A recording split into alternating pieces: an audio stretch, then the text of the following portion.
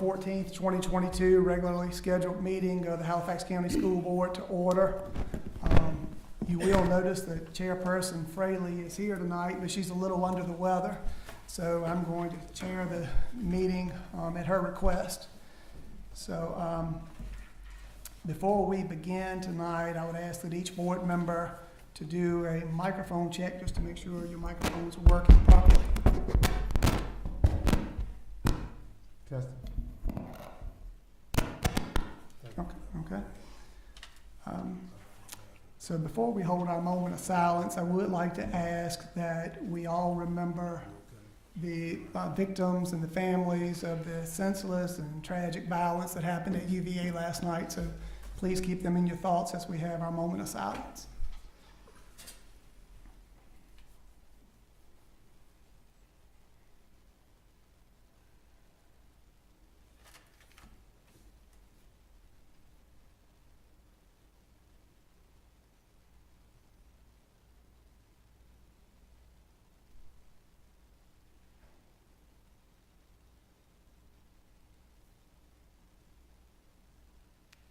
Okay. Yes, Mr. Potts.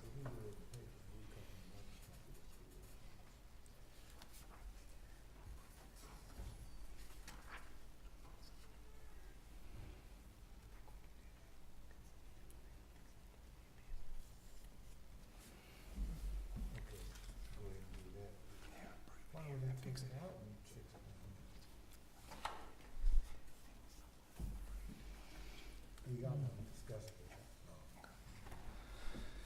Okay, if we could have our Pledge of Allegiance.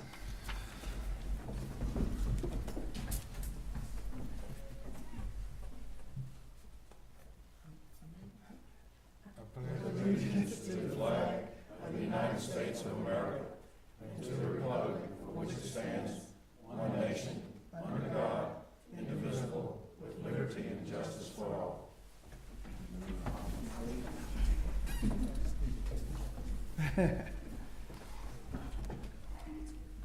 Okay, the next item on the agenda is the approval of the consent agenda. Do I have a motion to approve the consent agenda? I'm sorry, approval of the agenda. Do I have a motion to approve the agenda as presented? So moved. Okay, we have a motion that's been properly seconded. Any discussion whatsoever? Okay, all right. All those in favor say aye. Aye.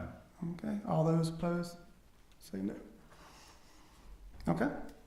The next item on the agenda is the consent agenda. I'm seeking approval for the consent agenda at this time. Do we have a motion? I move that we approve the consent agenda.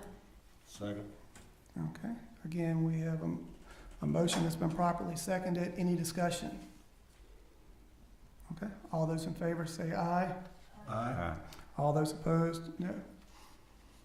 Okay, motion carried. We did not have anyone who had previously requested to speak under citizen comments. However, we will accept anyone or welcome anyone who wishes to speak at this time. Is there anyone here that wishes to speak under the citizen comment section? Okay. There being no citizen comments, we will move forward with the superintendent's report. Okay. Just like to report that first quarter ended on November 1st. The year is rolling very quickly. Report cards went out that Friday, November 4th. Fall sports have wrapped up successfully, and we're looking forward to winter sports kicking right off. Our football team played in the playoffs this past Saturday at my alma mater, EC Glass, and you will be happy to know that I was cheering wildly Gold Comets. So just our kids just really showed up and showed out. They were phenomenal. We did not beat the number one seed, but they will remember us. They will know we were there. And they just were really something. And beyond that, their sportsmanship. They played hard, but then they helped each other up, and they just were, just let it be said. Just let it be said. It was the mark of a well-coached team, and a hard season. You know, hard season, and just good stuff. So, and I'd like to say that about all our teams. So, just good stuff going on. So, more good news. We found out just yesterday, actually, that over the weekend, that we received $249,000 in the security grant, which is tremendous. We got one of the largest awards in the state for that. They rank all of the different ones and who got what, and we applied for 250, and we got 249. So we want to know, like, 249 too. Like, okay, what didn't we? We're not going to complain, but we got $249,000 of that, and that will go towards upgrading cameras and security breezeways and just something at all of our schools. And we could not be happier about that, because as you guys will know, we are putting a new focus on, not a new focus, but a continued focus on safety and security, and you just cannot be safe enough. So to have that kind of additional funds to really do that and do that well, and we're going to find the other 1,000 that we didn't get. So I told them, I said, we're not going to cut the one thing that we had budgeted for. We'll find that money and do all those things. So we're super excited about that. The calendar committee is really busy. They've met, and they're working on our instructional calendar for next year. I'm going to ask Ms. Miller just to very, very briefly give us a little progress report on how that's going. Good evening, Dr. Huskin, our Chair, Ms. Fraley, Vice Chair, Mr. Lloyd, and all board members. The Halifax County Public School Calendar Committee, we met last Wednesday, November 9th. That committee consists of teachers from each building, each school, 2 principals, 1 elementary, 1 secondary, 6 parents, and it also includes representation from the HEA as well as community leadership. Each member had an opportunity to provide input to develop a calendar with a minimum of 180 instructional days, as well as a minimum of 990 clock hours of instructional time. As a result, we have a proposed calendar that was developed, and it will be shared with parents, employees, and students for review. And we'll provide that via a survey where feedback will be collected. And we plan for those surveys to go out this week. The committee will then reconvene to review the data from the survey and make any necessary changes. Our hope is that we will have a calendar for you all to review in December, and then use some time between December and January to gather your feedback and present a final calendar for your review in January. Okay, thank you. One last thing to note is that as per this year's approved budget, all full and part-time employees will receive their $1,000 bonus at the end of November. So I know folks have been kind of asking and wondering, I think we're getting it. Are we getting it? Who gets it? So this will be a separate deposit. So everybody's like, well, am I getting it? It's going to be eaten up in taxes. How's that going to work? So just to clarify in everyone's mind, all full and part-time employees will be receiving their $1,000 bonus at the end of November. So that's my report. Okay, thank you, Dr. Huskin. It's my understanding that Ms. Fraley does not wish to speak tonight. So now we'll move to the student representative report with Mr. Betts.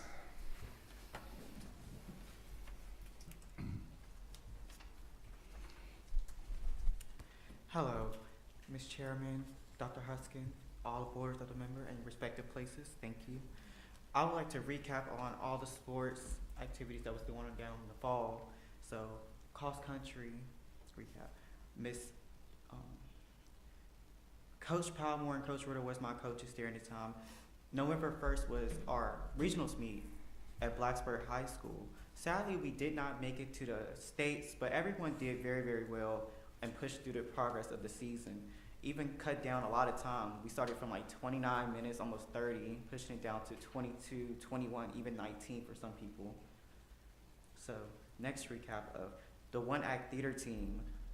On November 3rd, our coaches, Mr. and Mrs. Donner, the theater was called The Miraculous Journey of Edward Tulane, which was a very good people of cast that we had. Everyone did their very best. We went to Pulaski County High School. And so we also didn't make it to the next round, but one of the judges said they will give us their first place vote, which was very well. And as well, we also had an honorable mention for acting, which was given to Yasmin Ahmed and Mark Betts, which is me. That's it. Thank you. All right, thank you, Mr. Betts. Okay, it appears that we have no recognitions on the agenda for tonight, so we will now move to reports, and I'll call on Mr. Maresca.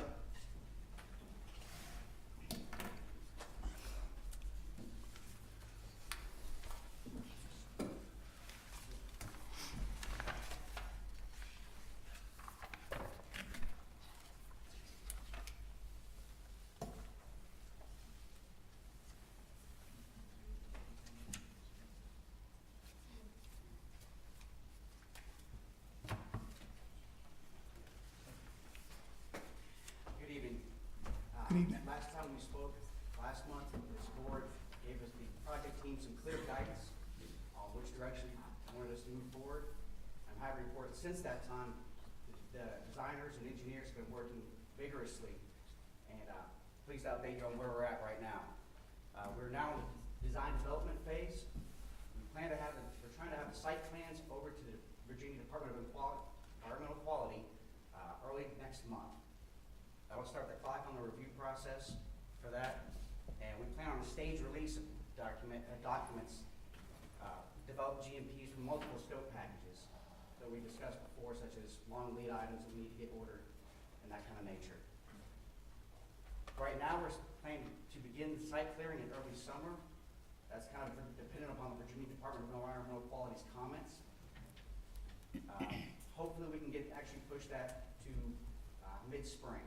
What we're trying to get. We hope to have the building pad complete by the end of the summer, and that will put us on track to complete the construction by summer of 2025, in time for you all move in and occupy your building. As I said last month, you all gave us some clear guidance, and that's kind of what we're looking for again tonight from you all. Mr. Jim Boyd here is going to present a couple of different design options. Both of them incorporate everything that you asked the project team to do. However, the second option reflects some of our value engineering that we were able to accomplish. And with that, turn over to Kenny. Thank you, Vince.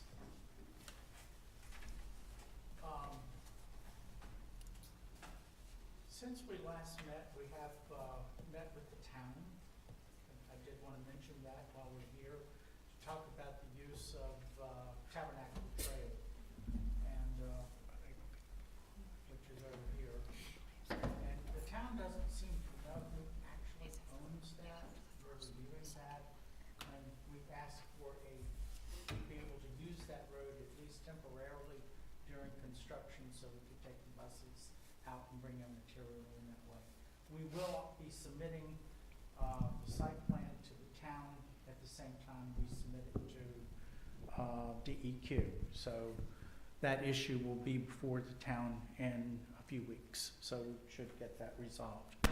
The town has also been discussing some possible changes to the stormwater management facility. We are sizing this based on what this site needs for its ultimate development. Our engineers have been trying to get information from the town's engineer to how much additional capacity they would like to build this pond bigger than what we need. And it would help the town because there is flooding down at the Hups Mill Plaza back in that area, and this could help alleviate that. But that is an ongoing item. Just want to make the board aware that it is being addressed, but the ball's in the town's court right now. What we had understood from your direction is that you preferred the scheme with the two-story gymnasium. You asked us to narrow the corridors to 10 feet. We also, in terms of cost-saving measures, talked about having a 4-bay automotive program as opposed to 6.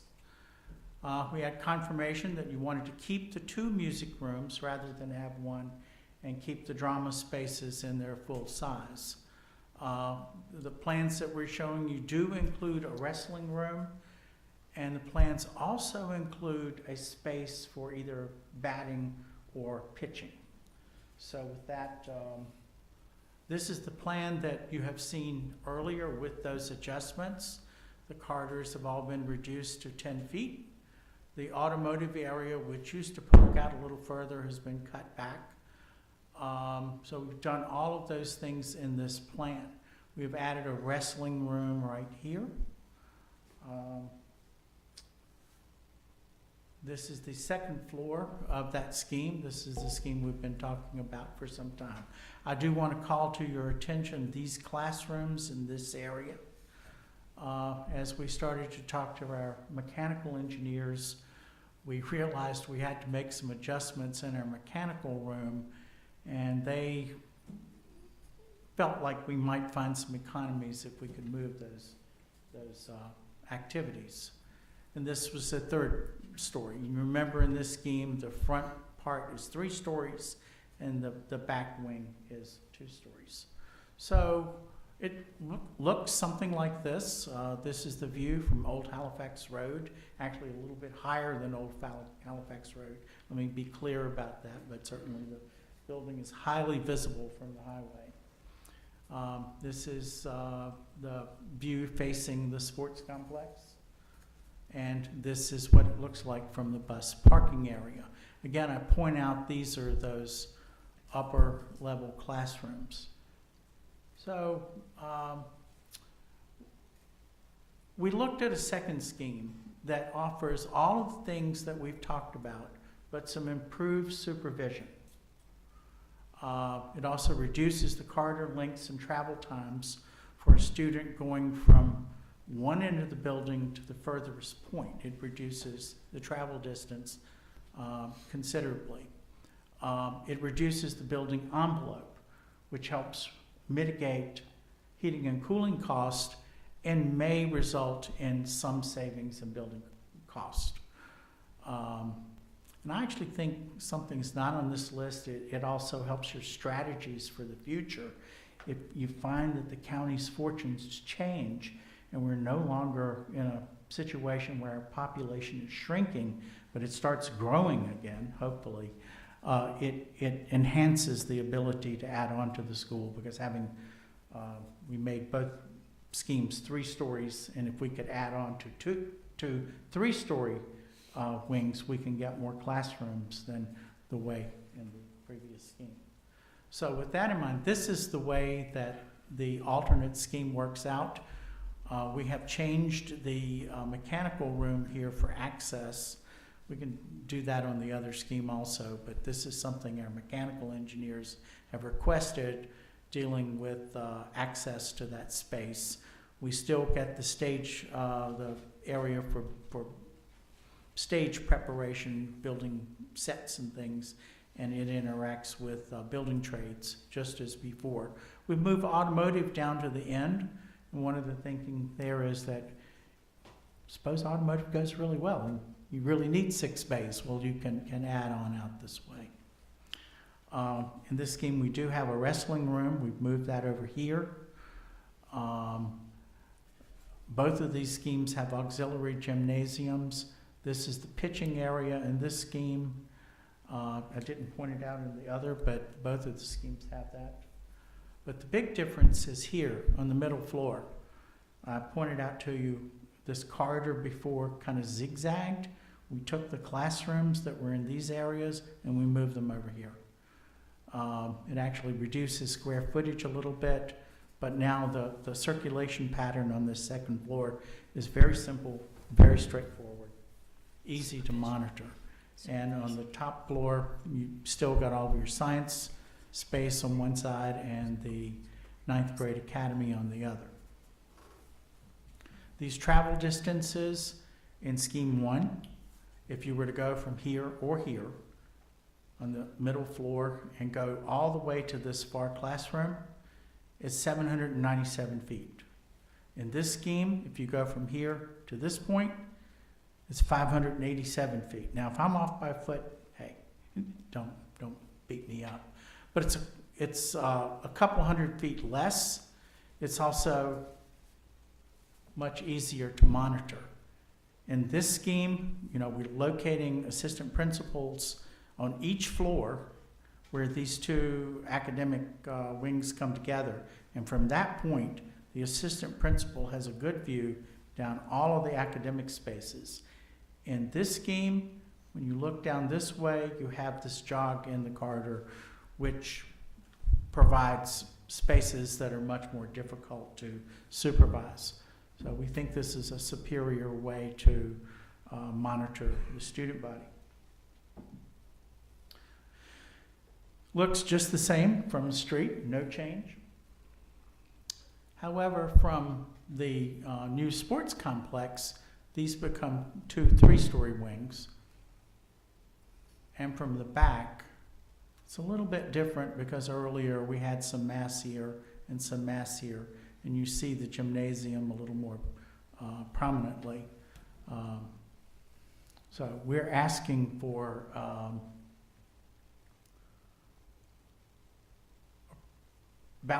we would like your validation of one of these 2 paths forward. We think that concept 2 is the better choice, and Grandma Parker recommends that to the school board. Any questions? Ms. Shotwell? With this new revised plan, are all of the classrooms, the CTE, the wrestling, all of that is unchanged? So we don't Pretty lose much. anything? They're all the same size classrooms. It's the same program. What we did was we took those classrooms that were on the 2nd floor and we moved them to create that 3rd floor. So they're actually on an intermediate level, but they just moved into the academic area. Okay.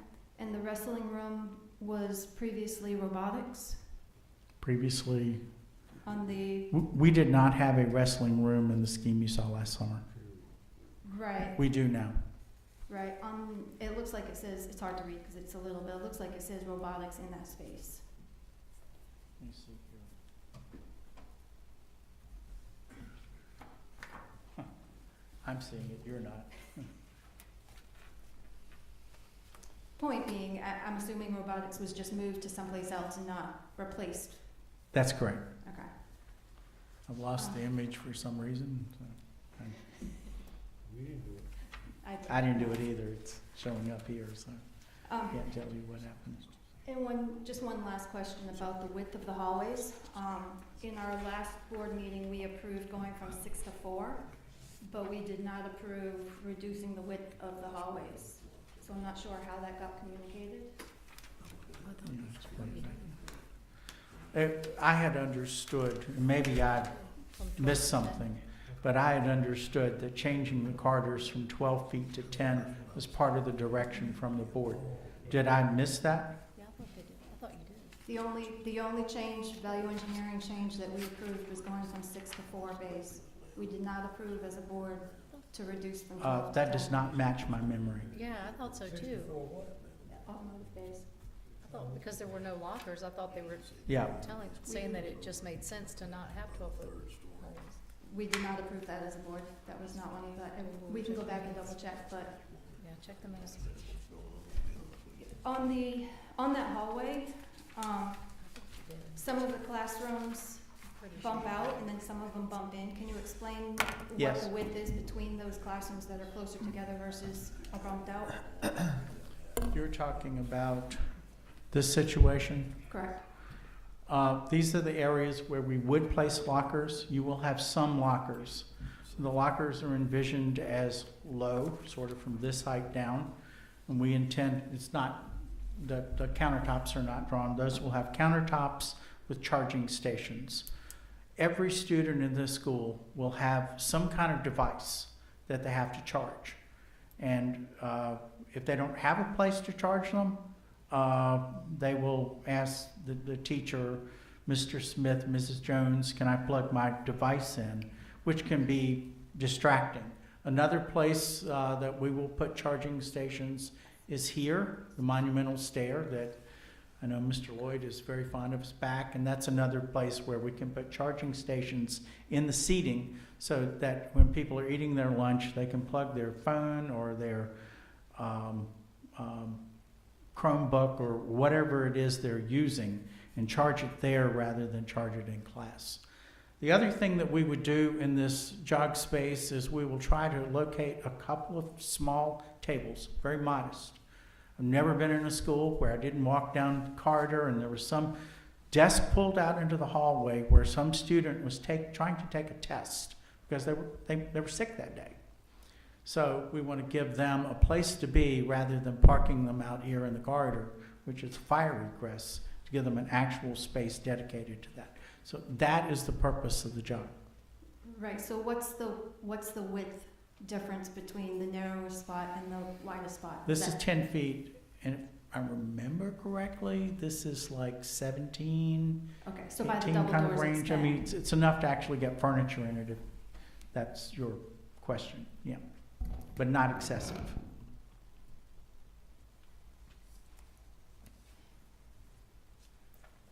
Are there any more questions? I did have one question as well then, Mr. Boyd. The stairwell, the central stairwell, so to speak, that was This one or Previously. this one? the one to the left, kind of. This one? center. Yes, sir. Is that still a prominent feature in both designs? Yes, Okay. Thank you. and that is something I know that you lamented leaving an earlier scheme.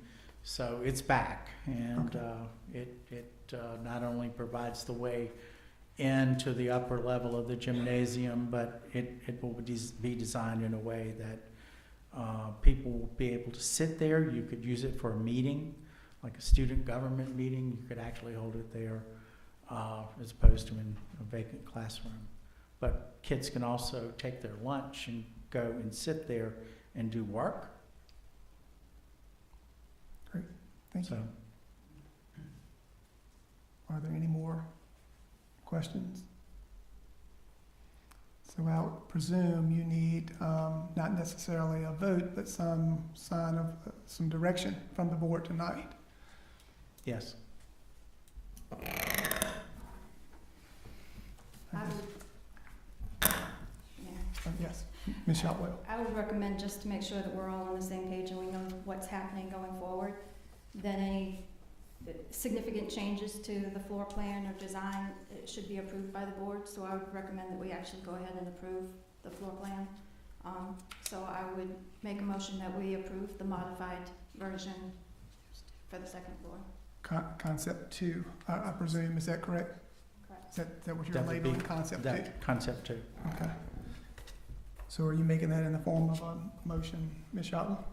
Okay. Well, we need a second. Second. Okay, so we have a motion and a second. Is there any more discussion? I have a question.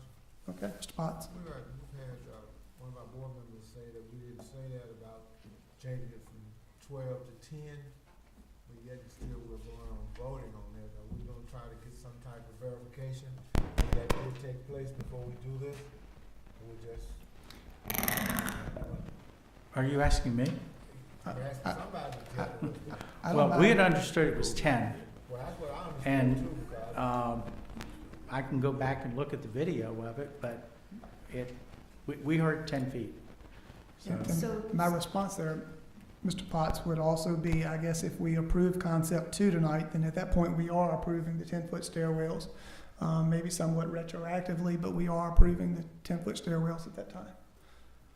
okay. Hallways, I'm sorry, not stairwells, hallways. So it's, I'm not objecting to it being. Right. I'm just making, we're giving like to the latest state, with Yes, sir. We did or we didn't.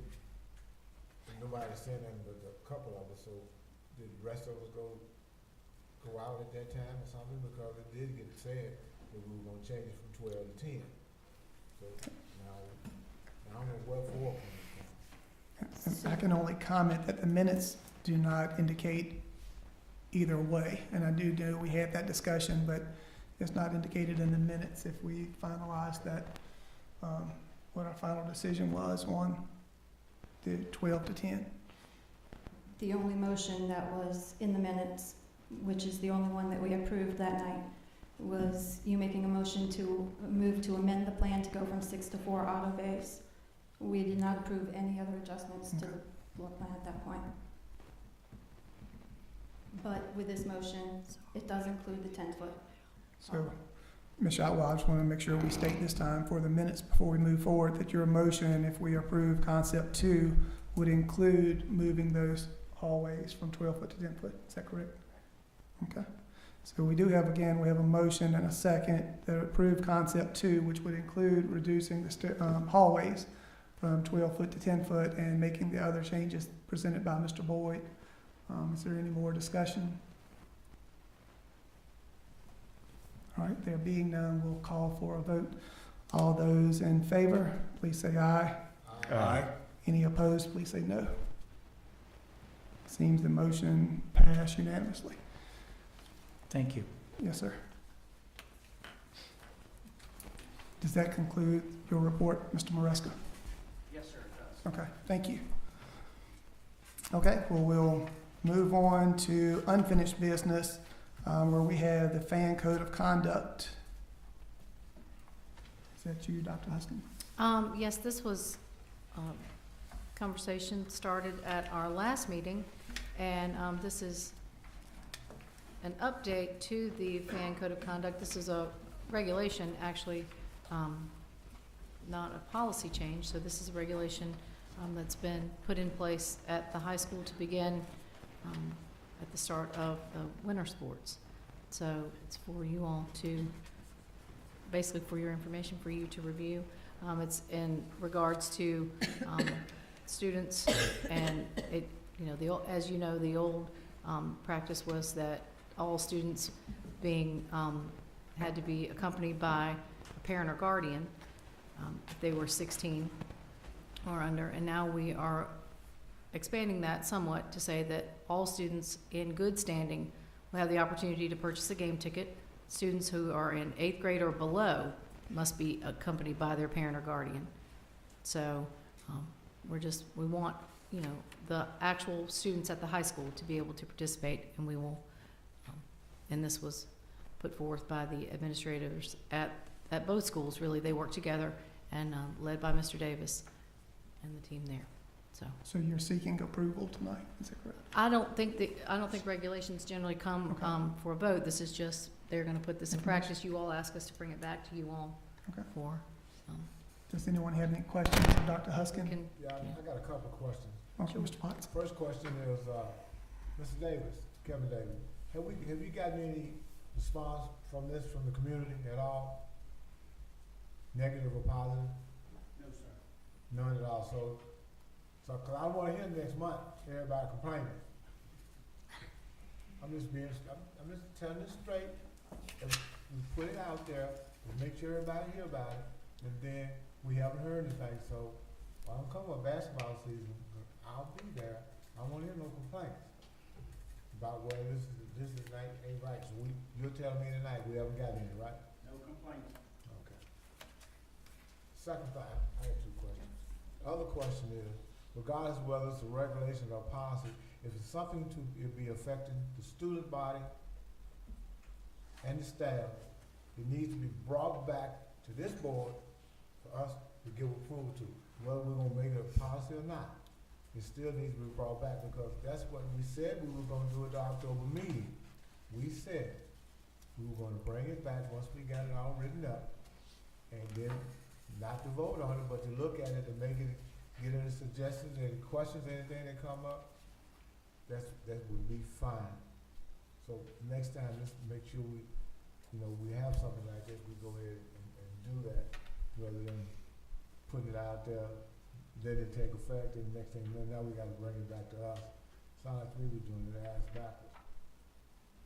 That's, to me, that totally unnecessary. Thank you, Mr. Chairman. Mr. Vice Chairman. Yes, Ms. Shop. Just a couple questions on this.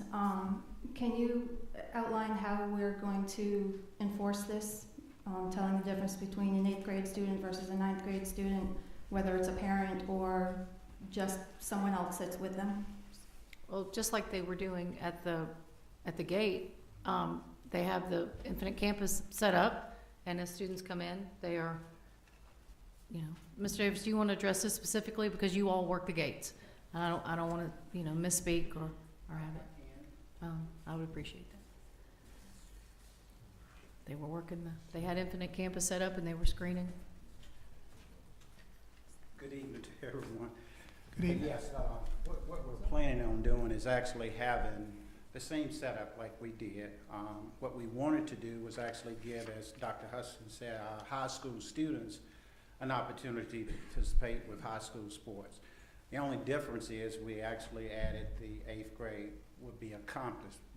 We took out that must sit with the parent or guardian. We actually just said that they were going to be accomplished by a parent and guardian from that. And what our plans is to do at the high school, start in our winter sports, we are planning on to have our Infinite Campus up and running. We will have administrators there who knows our students.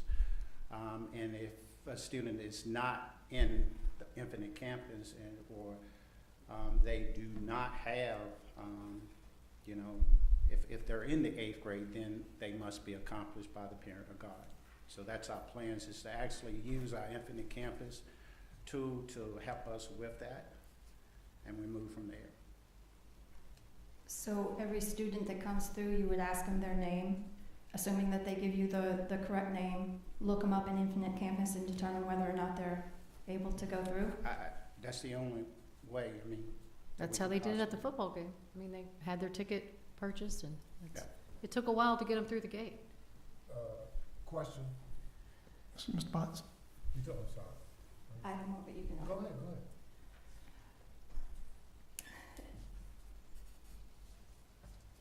So, I guess this is more of a statement. In the last month, we've sat in probably 15, 16 hours of disciplinary hearings for students being expelled due to behavior, mainly at the ball games, at the athletic events. We've had multiple students be expelled. We've been told multiple times that gang violence is escalating in the county. And it's expected to escalate more. There are 2 gangs and they are at each other's throats right now.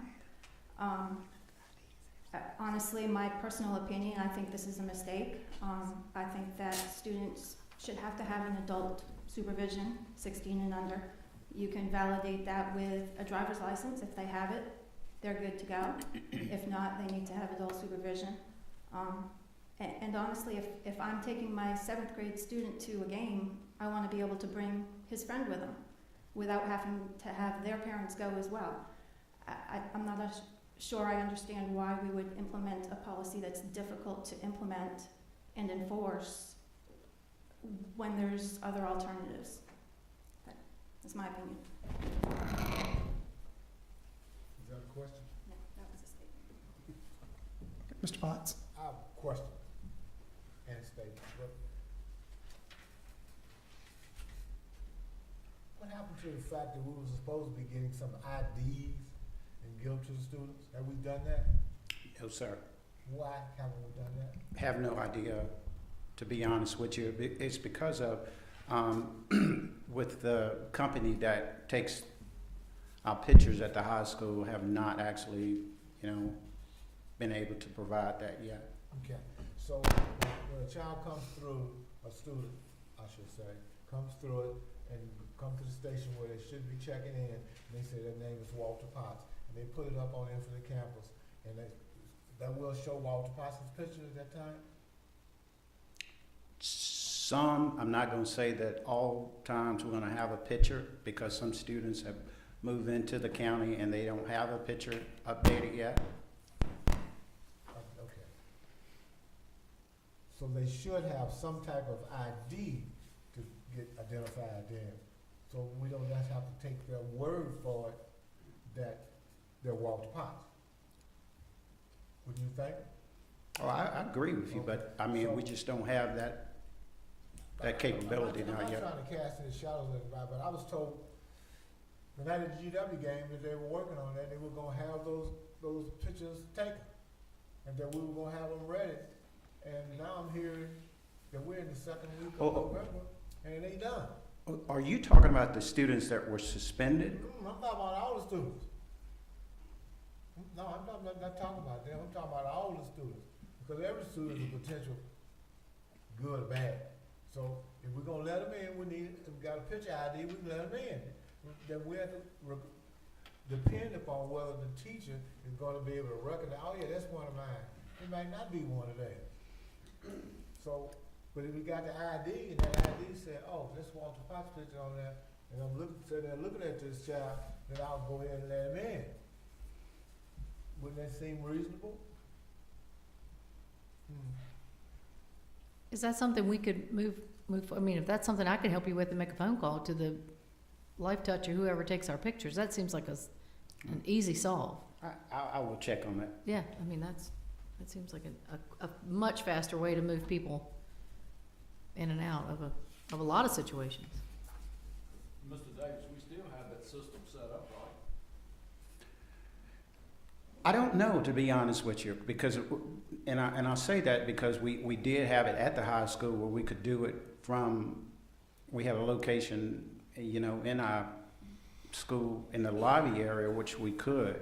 And that's just something that I'll have to get with technology to see if we can get that up and running.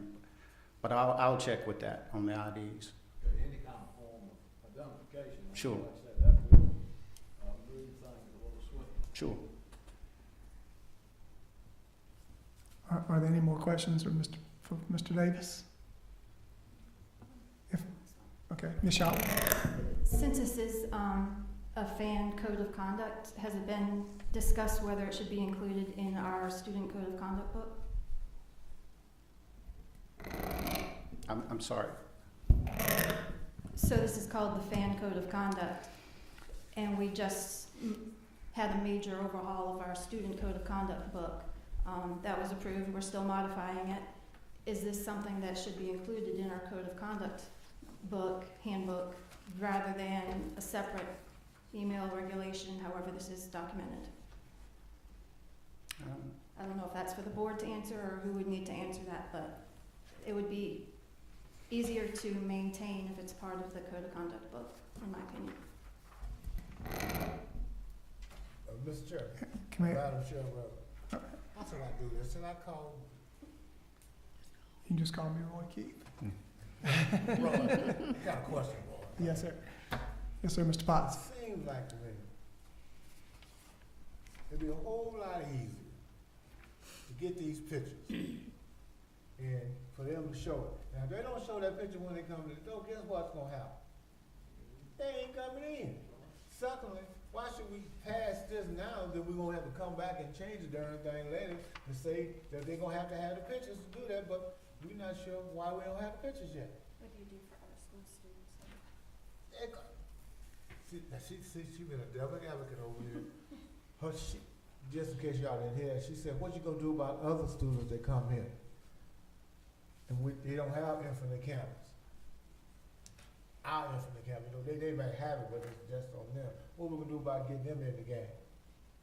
What we gonna do about parents that, what we gonna do that night where GW come up here, and we got 1,000 people coming from GW up here? Half of them be kids. What we gonna do then? How we gonna let them in? How we gonna know they 8th grade or not? How we know they in school or not? If we gonna do security, let's do security. This ain't security. I'm sorry. I'm not casting the blame on anybody. I'm just telling you, this ain't security. Because if it is, it would take all that into consideration. And she hit me with that, and I thought about it some time ago. I said, that does make sense. What we gonna do when the parents, because parents do come to the football game, they definitely gonna come to the basketball game. So we need to have a way to get their kids in. But if they're bringing their kids with them, that's fine. That would be fine. But what we're gonna do, if we call those 18-year-olds, 16-year-olds, come up to visit us, to come to the game, and they ain't got no ID, what we gonna do then? Good. I'm just asking the board, what we gonna do then, board? Well, I will say, I think the board has made a lot of good points tonight. You know, and I would presume that in this day and time, any ID that we may have would come with a scanning feature that would maybe linked to the ID within the computer system. I would hope so. Some function where you scan it like you do any other form of ID. I don't know if that's accurate or not, but that would be my assumption. And I know there was a couple other good points made, and I do see a link there to the Halifax County Public School Code of Conduct, so I do think there's some relation there. And I guess lastly, I would say that I think that's a really good point about students from outside of Halifax County or visitors from outside of Halifax County. So, you know, again, I'll defer to the board, but to me, it may be appropriate to, for the immediate future, implement a practice that we can put in play. I know we have sporting events that will be, I presume, starting up before the next board meeting. But then with the understanding that we review this again at the next board meeting for any updates or new information that may be presented. How do we handle visitors visitors came for the football games. How do we let them in? They had to buy their tickets on GoFan Go, right? Mm-hmm. So if they didn't, how do we handle them at the gate? Well, you know, again, they had to, you know, be of age, and the parent had to come with them. And they had to actually have the GoFan, so when they came through the gate, we would have that information right there. But you know, I get it. I mean, I'm all for it. I'm one of the administrators that's there all the time, trying to supervise this type of activity. So good points are being Absolutely. made. I mean, yes, it's a huge problem. We have to solve it. This has been a problem, you know, for us, and what we do want to do is actually make it so that, you know, fans, parents, and can come and enjoy. So I'm all for it. I'm listening. But we have battled with this from some times, just trying to, you know, one time we had an issue with the students of Halifax. You know, our high school, you know, students couldn't get in because they were under 6. So we tried to change it to make sure that we can at least have our high school students attend our sporting events. And we didn't want to have that clause in it where students had to actually sit with their parents, because, I mean, we can't supervise that. We can't enforce that. So I'm all, I mean, I will look into this. I'll get with the AD, and we'll talk some more about this. And I don't know. I don't have the answers to this right now. Well, I will apologize to you, Mr. Davis. I meant to lead with, this is a difficult topic.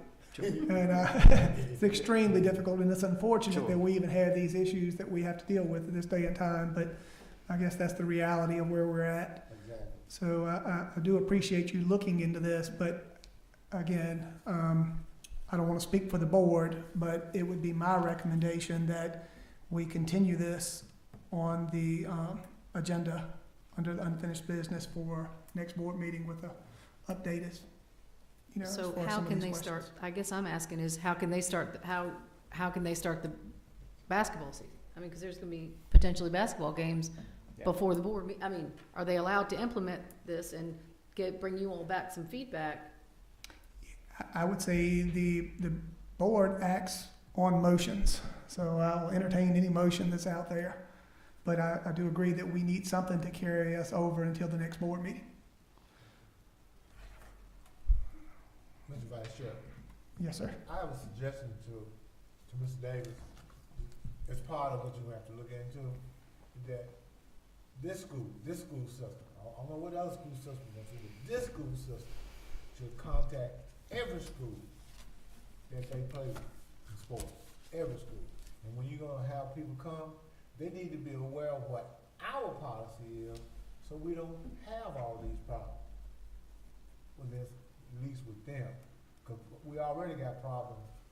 Now, if you got problems with us getting in there, I know what kind of problem it's gonna be for GW to get in. No offense with DC Glass to get in. It's gonna be a problem, because they don't wanna come down. What we gonna do, what if we made the playoffs, and what we gonna do then? You got 2 schools, 3, 4 schools showing up, or 3. What you gonna do then? So we need to let these schools know what our policy is, and that's what our policy gotta be right, so we can let them know, and it's gotta be simple too. So we shouldn't make it complex, we gotta be simple with it, that they can come and enjoy themselves, and that's what we want. So I would strongly suggest we get up with these schools and let them know what's going on, because whether they want to do that or not, that's up to them, but this is what we gonna do. So. Well, and I will say that this appears that it may need to be a living document Yes. that we continue to work on, but we need to bring it to life to start with, and we need a motion in order to do that. Is there a motion from any of the board It's members? a regulation. It's a So- regulation. It generally doesn't, there's a policy that speaks to regulations, and generally regulations don't require motions. And I do hear what you're saying, Dr. Huskin. I know we have a couple board members who indicated that they would like to place a vote on this, and again, other board members may respond as far as how they wish to move forward.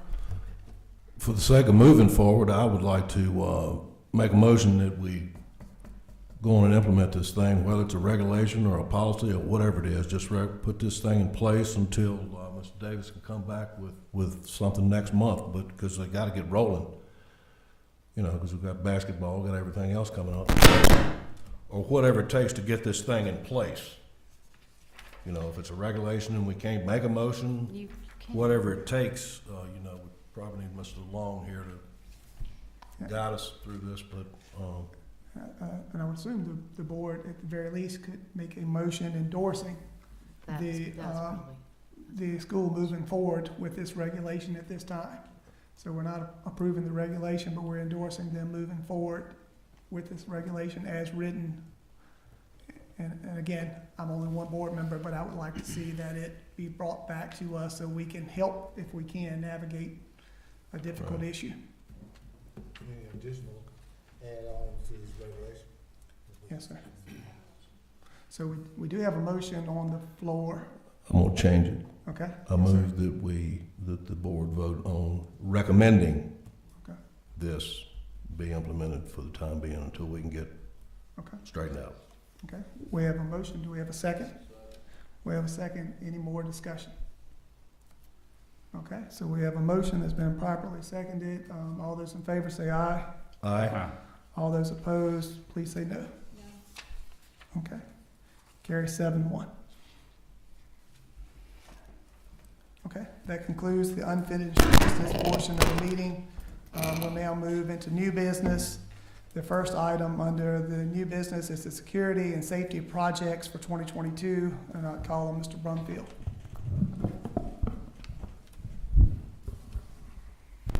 Mr. Boyd. Mr. Boyd, excuse me, Mr. Brumfield. Yes, sir. Are you leaving, sir? Shortly. You want to talk to me after the meeting? I'll talk to you at the break. Okay. Thank you. Okay. Mr. Sasser, the other gentleman too, please.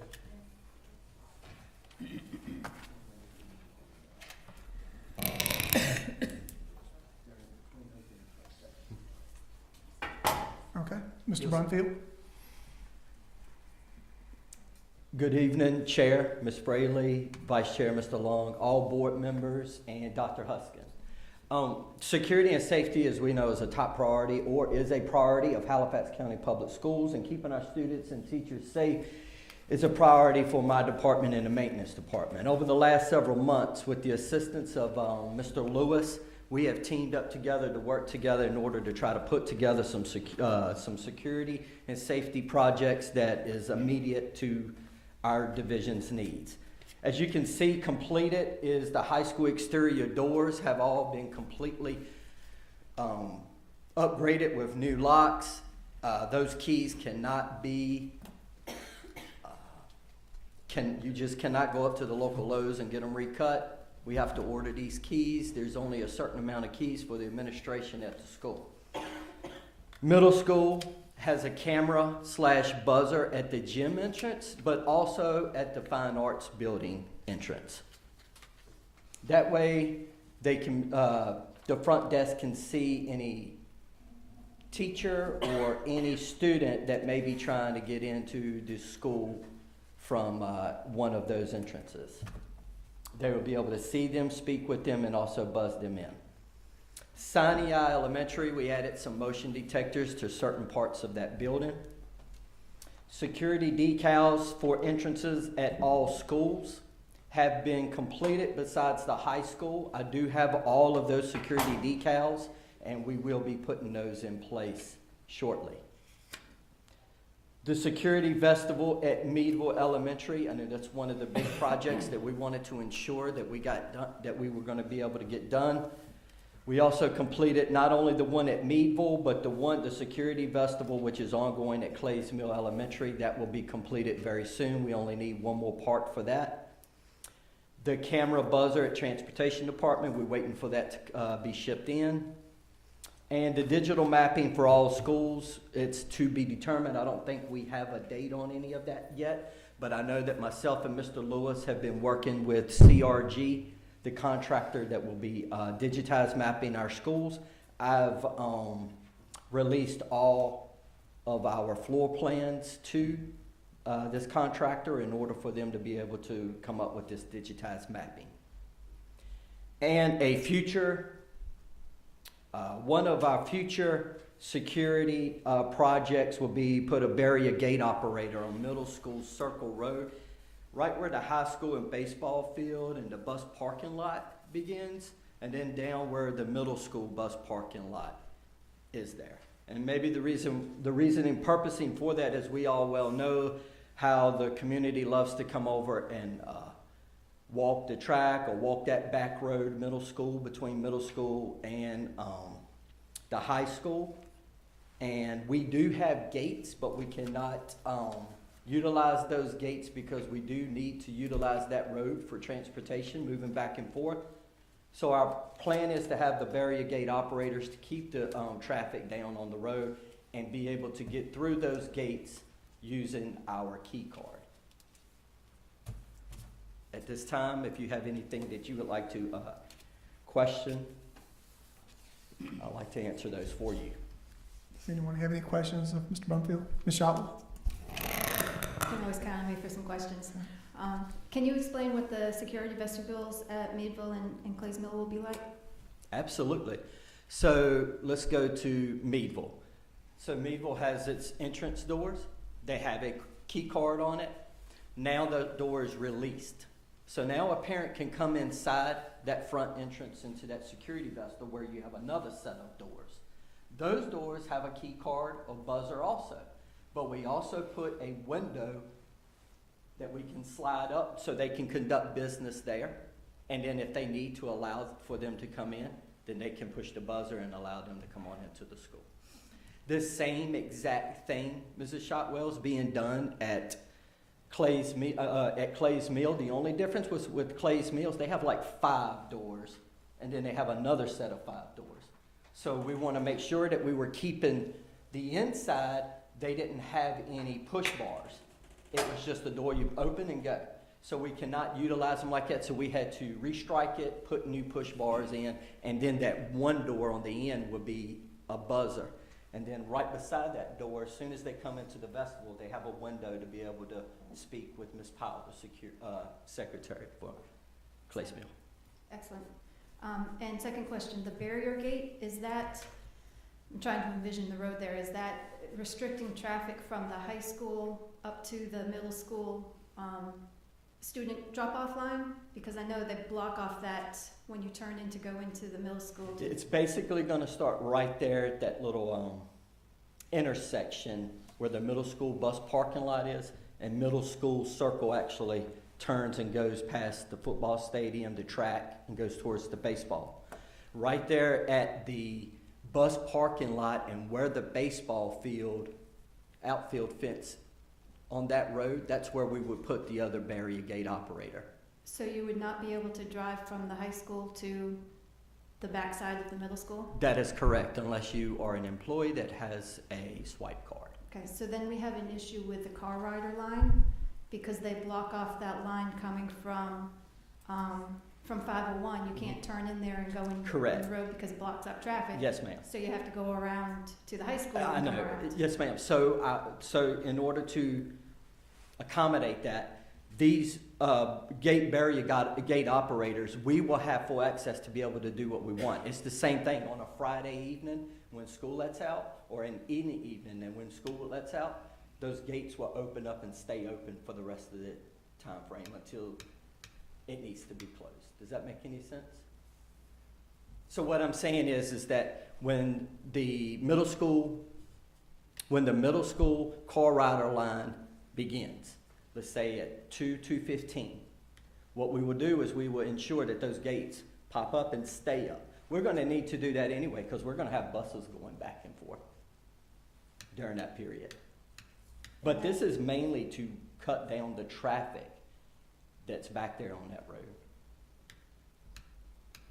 It keeps people from hopefully getting onto our grounds during school hours, or help alleviate that. That's public highway though. Yeah. It is. I'm in. Fire gate, legally, we can't shut it off. I'm in conversation with Mr. Crowder with the town of South Boston. There were gates already up. Those are permanent gates if you lock them. They are there. It's just the fact that we don't use them, because if we did use them and lock them up, they would be locked at all times. Can you bring us like a visual demonstration of that, or send it by mail or something, just so we can see what you're, because I am concerned about that rider line, and because it takes us off from 501, we have to go the backside, and now we're blocking that off, so now we're back on 501. And So if you can give us a visual, I think that would help us understand. absolutely, yes, ma'am. And Mr. McDowell, this project's in the future for that reason, sir. We are making sure that we can legally work with the town to make sure we can legally do that and be able to operate it before we even consider doing this. So you're talking about after the new school, the new school is built? Oh, no, sir. We will act on it immediately if we get the okay. What about the weekend? It'll be up. Okay. Yes, sir. On We the- will be able to control these barriers, these gates, however we choose to do so. We can have them open at all times, we can have them closed at all times, we can use them. That's the reason why we want to use the swipe card, so we can keep it closed. More than likely, these gates will be closed during school operation. After school operation is done and the day has ended, we will open those gates, and those gates will stay open until the next following morning. Whose responsibility that's gonna be to make sure those gates are open after the school is closed? Well, we will be able to, my intentions is we'll be able to program them just like what we do with like the speed lights. We'll be able to program these to be able to open and So it'll close be when we ask. automatic. Yes, sir. Are there any more questions for Mr. Brumfield? If not, I do have one question. Yes, sir. I understand, I certainly understand the need for enhanced security this day and time, but I also have mixed feelings about the barrier gates, because the track has long been used by the community, to come and walk, and I don't know how I feel about that, to be perfectly honest, with this first presentation and not putting any thought into it. I mean, I know the community, when I used to drop my children off early in the morning, whether it be middle school or high school, I would always see the track as, full of people out there walking for exercise, and unfortunately, we don't have a lot of that opportunity there in Halifax County. The high school may offer the only opportunity. I guess you have the nature trail over there, but otherwise, I'm not sure where else people could go and do that. So, I mean, I understand us wanting to improve security. I guess I would say that, one, I would hope that would come back to us for further discussion beforehand, and two, I would like to think that we could somehow figure out a way to keep the public in mind when we're making this decision. I don't have a recommendation, that's just a statement. I would hate to see people lose that opportunity to have a place to safely walk, gather. I don't think we've ever had any disturbances there that I'm aware of. I'm not aware of ever, in my time on the board, having a disturbance on the track in the mornings walking or in the afternoons. May I add something, Mr. Floyd? Yes, sir. we're not keeping the community from walking on the track or walking, doing their daily exercises out there on that back road. Actually, we're keeping them more safe because you have civilian vehicles running up and down that road, and you have people out there walking a dog, pushing baby carriages and everything before they even go down to the track. Even if they utilize track, a lot of them don't even utilize track. They like to use that road and walk around the middle school and go right back to the high school and just keep doing it. And so actually it's more of a safety issue. We are looking out for our community because they're going to continue to walk. It's just the fact that we'll have them parked down there maybe at the bus garage. I mean, not the bus garage, but the bus parking lot or something like that, and then do their walking. There's sometimes you see vehicles, they're parked up on the grass on the side of the curb. Yeah. Some of them are parked down there, right there between the track and the baseball field. So the only thing we're doing is just trying to alleviate a lot of the traffic on the back side. And this way, it'll help keep our students who is moving from maybe to the track from the middle school and things a little safer as well.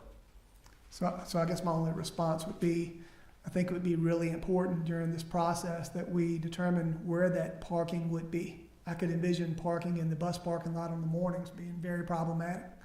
And there's not a lot of parking right there immediately at the high school football field. No, there's not. Obviously, bus,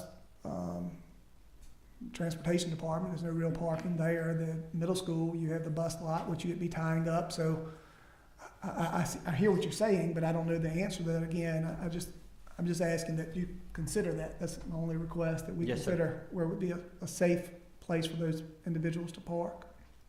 And again, I wish I had some suggestions, but I don't. I just have a concern. I have a question. Yes, sir, Mr. Potts. Maybe you can answer this, or maybe you can answer this. Do we have people walking out there during school? Just around the track, yes, sir. That's a problem in itself.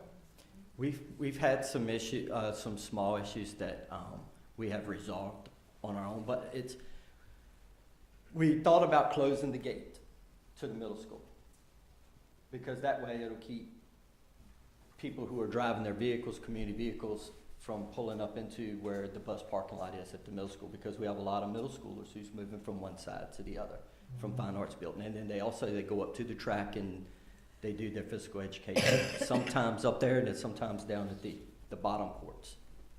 But there are people who come out there, they're out there from all day. You could probably go out there anytime tomorrow morning, start at 7:30, and if you leave at 3, you will always see as someone exercising or doing something in that area.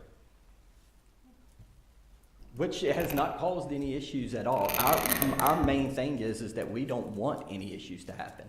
So we're just trying to be a little bit more safe on that backside. Do we have a cost estimate of what it would be to put a sidewalk going down through there? And could we potentially get the county to assist with that since it is a public road? I can talk to the town on that one. So it's the town's road, but yes, ma'am, that's a very good idea. And I will work with, I'll talk to them tomorrow. Anywhere. I mean, the students walk between the two schools as well, so Right. kids that walk home, so having a And a lot of sidewalk football there would players solve- walk to the, It would get them field off house. the road. It is dangerous right now. And people look do at- fly up and down that road, and I've That seen was the main- students walking there, so.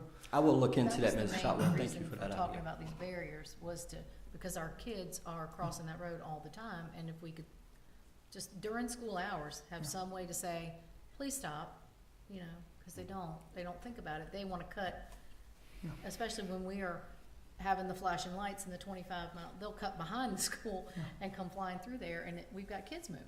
It's not safe. So, Madam Superintendent, we just revealed that we have a serious problem and we've been ignoring it for a number of years. This just didn't occur because we all of a sudden got security minded. This has been going on for years, and it's been a safety hazard for years. And we need to do something about it, and most people are gonna not like what I gotta say, but that's tough. We need to restrict people from being able to come on campus, period. If they don't have a reason to be on there other than up until 3 o'clock, 3:30, then after that they can probably come. Well, how can we do that then when we got kids out there practicing? So come on now, let's be realistic, let's talk about it and see what we can come up with, because what we're doing now, we're saying we're real security conscious, but yet still We talking about, and they driving through there like a bat out of you know well. That makes no sense. Then they gonna park it, I heard somebody say they park on the grass off the road, and that can't be right. Cause there should be no parking signs on that. So what is the answer? The answer is something that's gonna have to be worked out. We created this, now we got to resolve it. The way I see it now. Cause it just didn't this just didn't happen yesterday. This happened years ago. People been out there walking, doing all this, but now we're saying we gotta be conscious about the security of our kids during school hours. Security of our buildings during and after school hours as well, right? Yes, sir. So we may have to do some real heavy thinking things that people may not like. I'm throwing it out there because I'm throwing it out so we can't say we didn't talk about it. Cause something hit the fan and something happened. It's too late then. Well, I didn't know, well, yeah, you know about it now, cause I told you, we need to do something about it.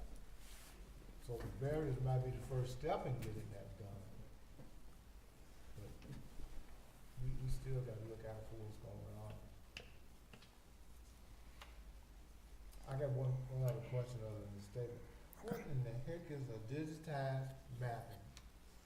Digitized mapping is, it's actually a state regulation that comes down from the Virginia Department of Education, and we were given a grant to each school up to the amount of $35,000 in order to digitize your mapping. Basically, they're taking your floor plans, they're taking it and they're digitizing it, and then what they're doing is they're being able to put any type of, wherever your AEDs are, where your fire extinguishers are located, where all of your exits and entrances are located, and that's one of the reasons why we have security decals now at all of our entrances and exits, is so when they do the digitized mapping, they'll be able to put that on there.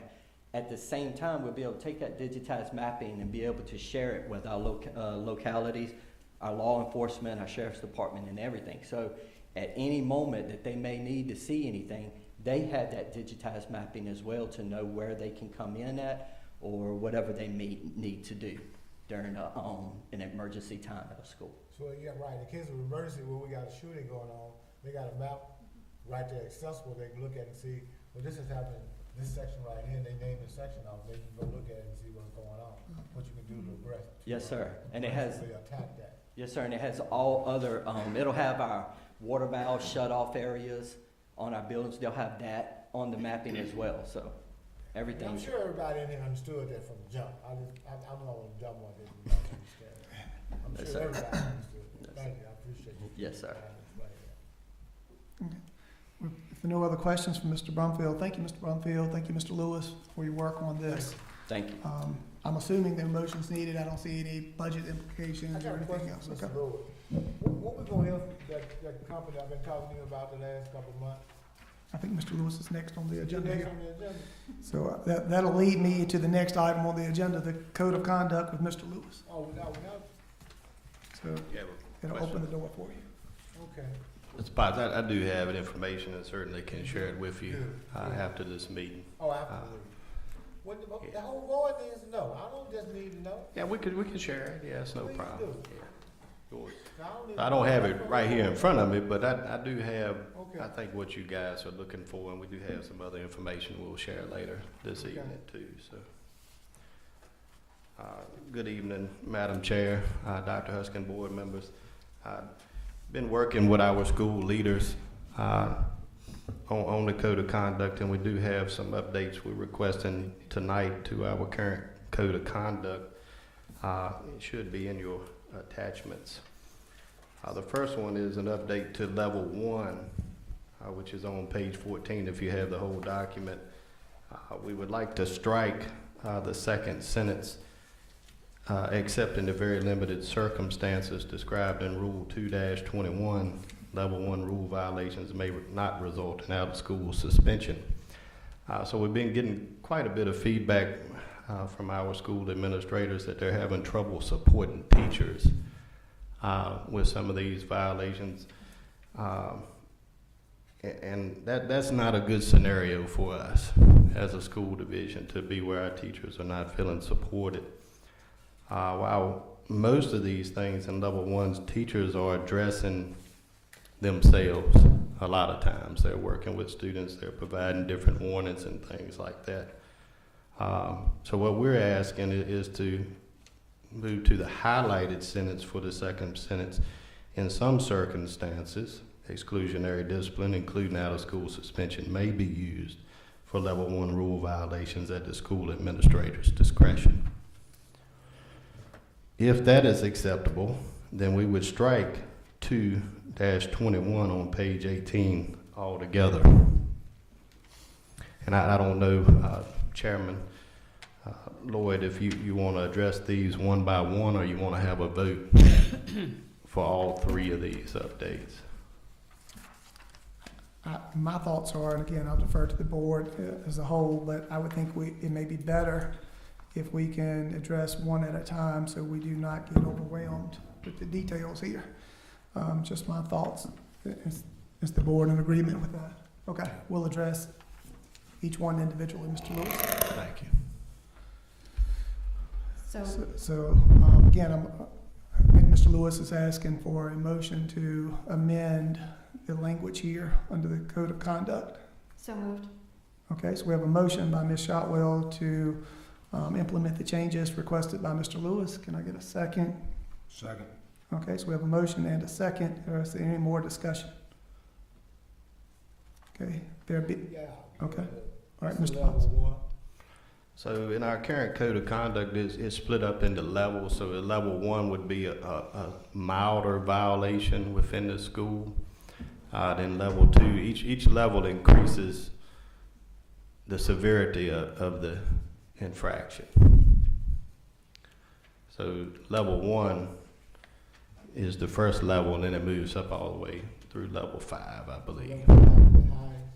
Yeah, I mean, those would be very specific cases too. For the board's understanding, Mr. Lewis, could you give an example of a level 1, just so we're all be clear, without putting you on the spot? Oh no, I Unintentionally. brought the whole code with me just in case. So level 1, compliance with directives, school class attendance, appropriate language, student dress code, electronic devices, gambling, integrity, theft, harassment, and bullying. And some of those, when you get towards the end, when you think about theft in school, particularly secondary level, not being able to have an exclusionary practice there can be very, very difficult for secondary schools. So then as you move to like a level 3, for example, would be, narcotics, drugs, gang-related activity, weapons on school, and so forth. So it just keeps climbing that severity ladder about the levels. Does that answer your question, Mr. Potts, or any follow-up questions?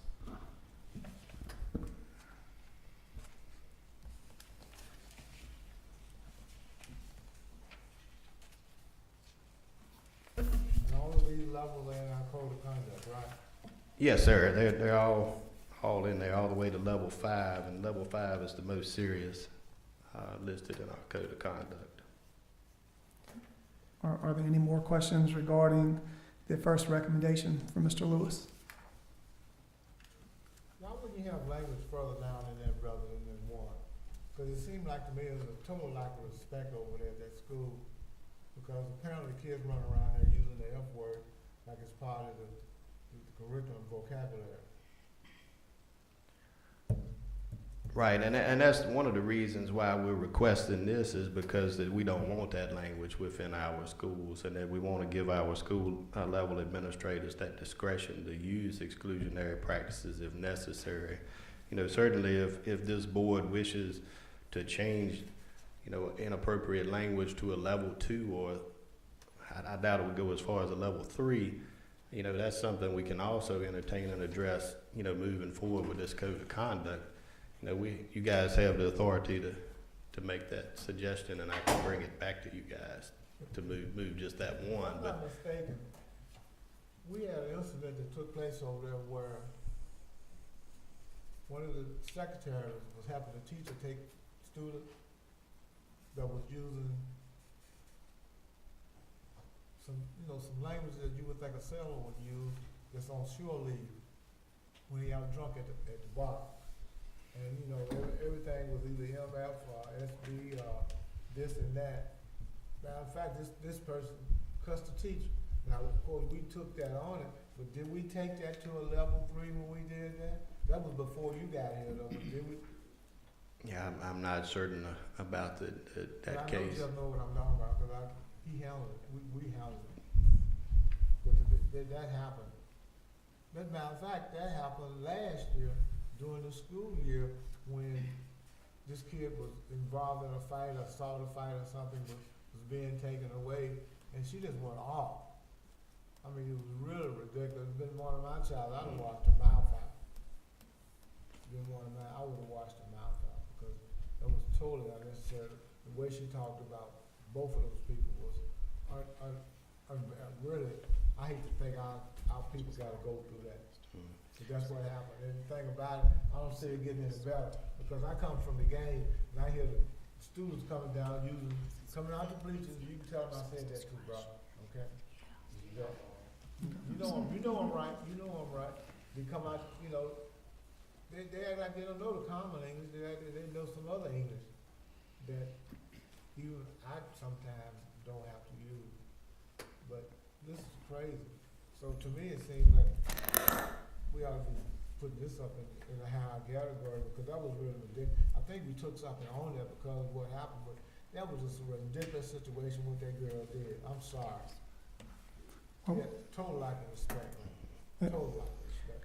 And Mr. Lewis, if I can respond to Mr. Potts, I think the immediate answer would be allow this exclusionary discipline exception here that Mr. Lewis is asking for would give that authority for a higher level of suspension.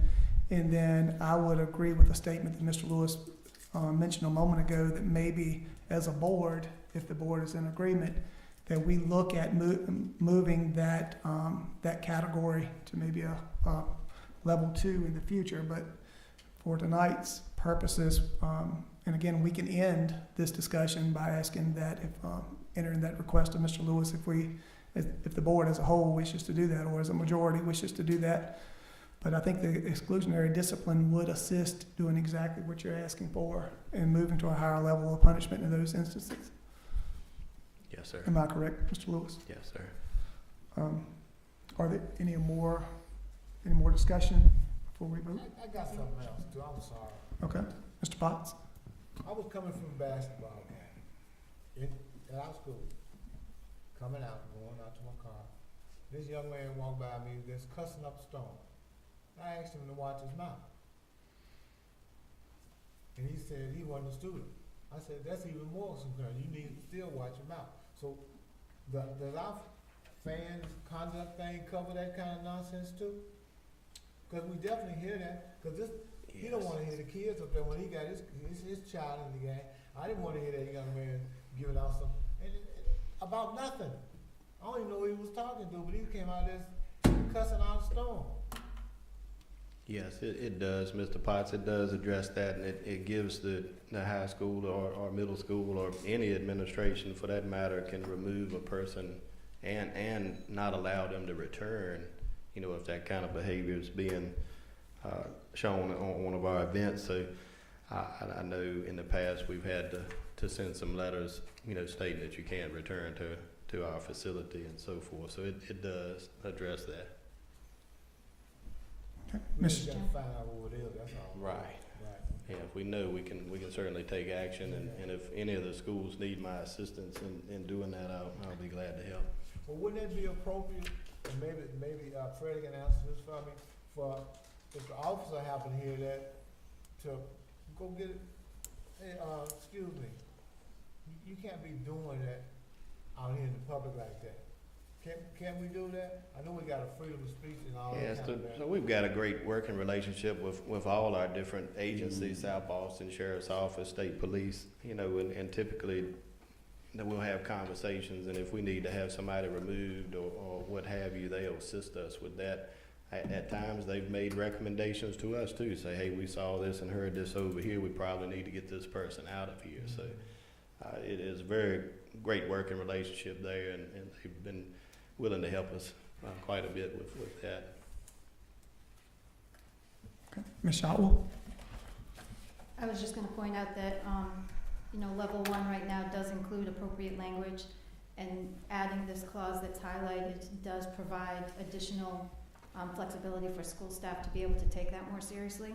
We do currently also have under level 2 mutual respect, which covers swearing at, cursing at, angrily shouting at an employee, volunteer, visitor, so that is already covered under level 2 as well, which is up to 10 days suspension as well as potentially expulsion if it's warranted. That's correct. Okay. Thank you, Ms. Shotwell. Any more questions or discussion? Okay, there being no more discussion, I'd like to call for a vote. All those in favor, please say aye. Aye. All those opposed, please say no. Okay, motion passes 8-0.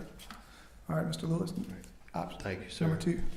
So 3-3, weapons and dangerous instruments. The only thing that we're asking here is to add the state code number 18.2-308.1, which clearly defines what a weapon in the state of Virginia in schools is. We feel like it's important, particularly when it comes to the size of a knife, for example. It clearly defines anything over 3 inches would be considered a weapon. So it's no change to any other language, it's just adding the Virginia Code section. Okay, can we have a motion to amend, if the board agrees, a motion to amend 3-3 with the distinction Mr. Lewis recommended? So moved. All right, we have a motion by Ms. Shotwell, which requires a second. Do we have a second? Second. All right, we have a second by Mr. Camp. Any discussion? Okay, there being no discussion, we'll call for a vote. All those in favor, please say aye. Aye. Any opposed, please say no. Okay, motion passes 8-0. All right, Mr. Lewis, number 3. So now looking at our address code on page 9, this would be letter G.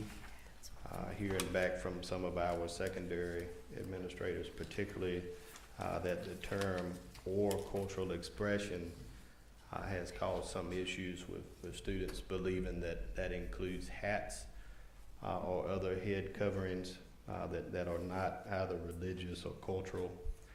We would like to request of the school board to strike or cultural expression and just have it read or to reasonably accommodate medical or disability related issues. I move that we approve the recommended changes. Okay, do we have a second?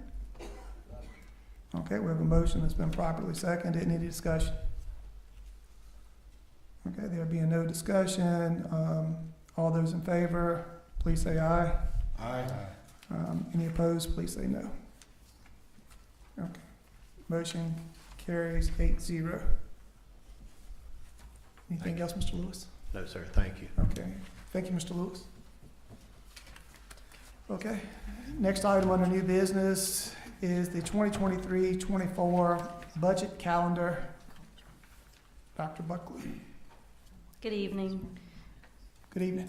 Board Chair, Vice Chair, Board, and Dr. Huskin, and all members of the audience.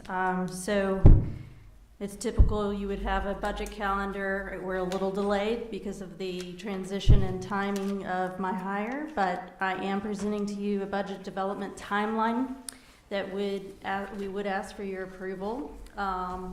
So I started in October. We've already had our CIP meetings. Where are we? Are we on track? And Mr. Brumfeld touched on many of those pieces tonight.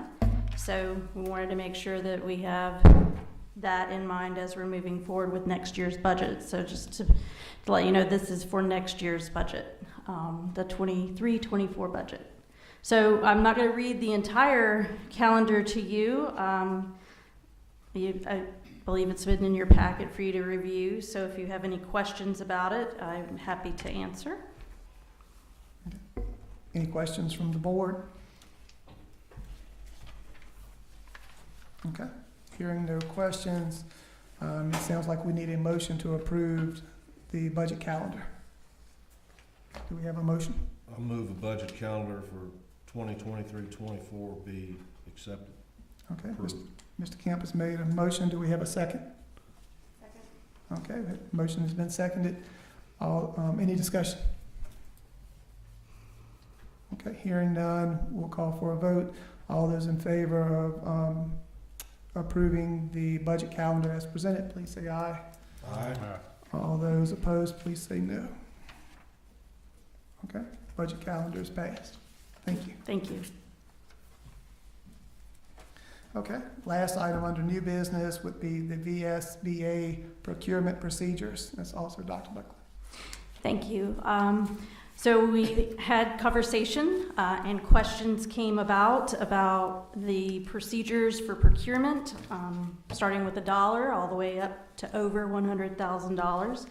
And there was a memo issued in March of 2022 prior to my hiring about the board making decisions on all any procurement over $25,000. The memo I've inserted into this, we're introducing it as a regulation, so to the current board policy, and I am asking for approval tonight based on the way it is read, that we follow the same thresholds that were, I guess, discussed and approved in March, and that they come to my office for anything, any purchase comes to my office prior to purchase, but it's getting your bid package, making sure quotations are done, and if an RFP is needed, then my hand will have to sign prior to movement. And so I present this for your approval tonight. Okay, just I guess a point of clarity. I know we were having this discussion earlier about the need or the lack of a need to approve regulations. So I guess we could always So with endorse the regulations.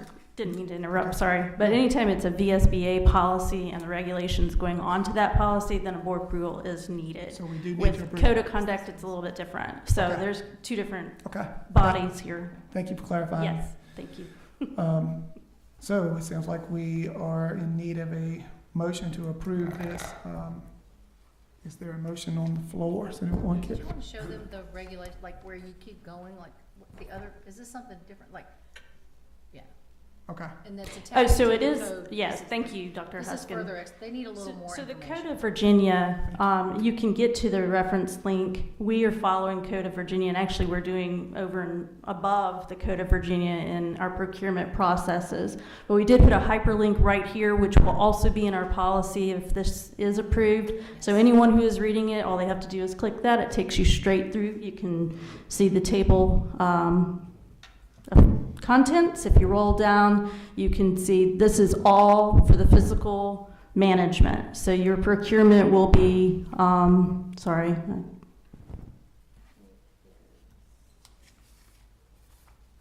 So if you see the 2.2-4305, there's a competitive, so it's broken down into different Okay. chapters of the Code of Virginia.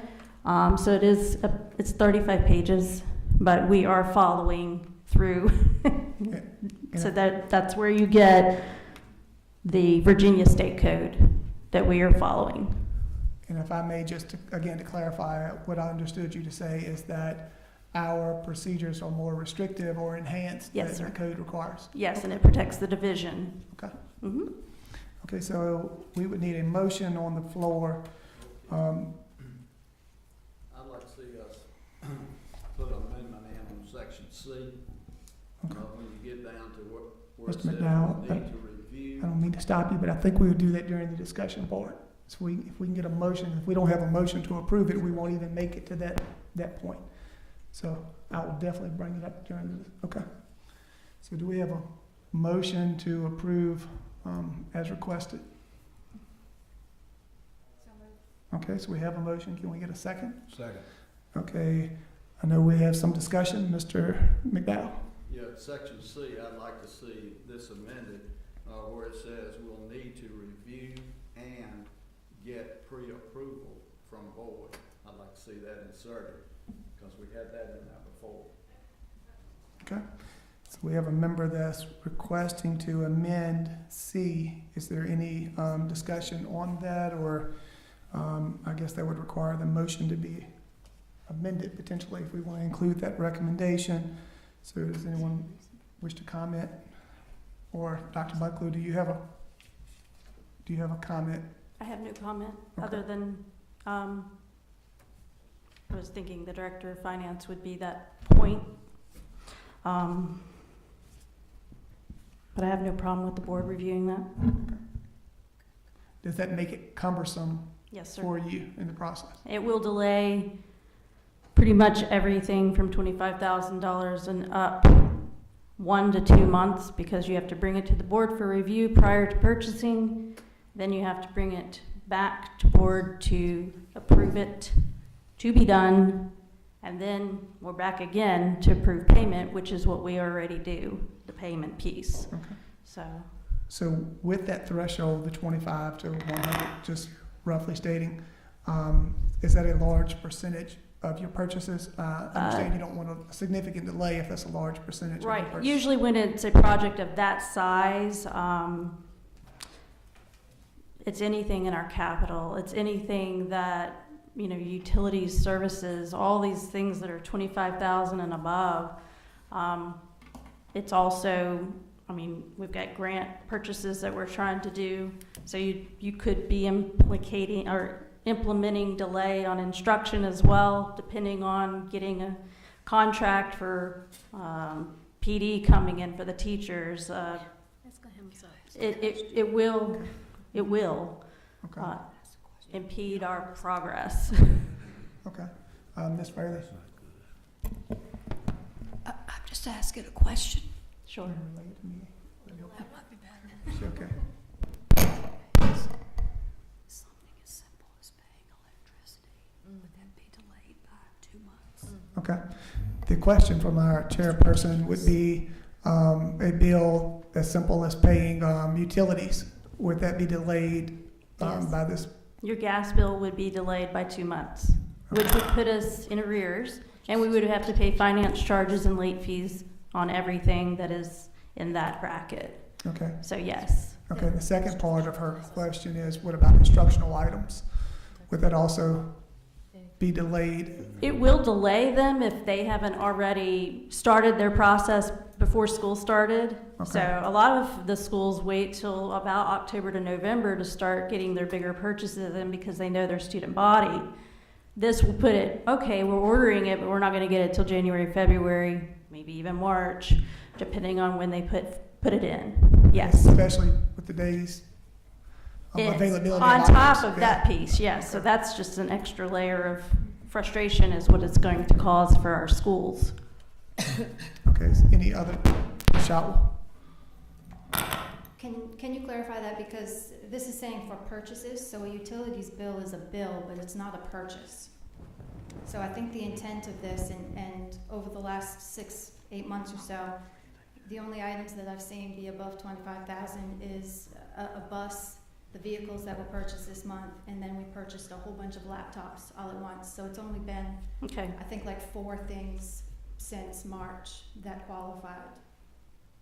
Okay, so maybe I misunderstood exactly what the goal on the wording was. So Yeah, I think the intent strictly is- purchases, it still is going to delay any purchase that we try to make 1 to 2 months.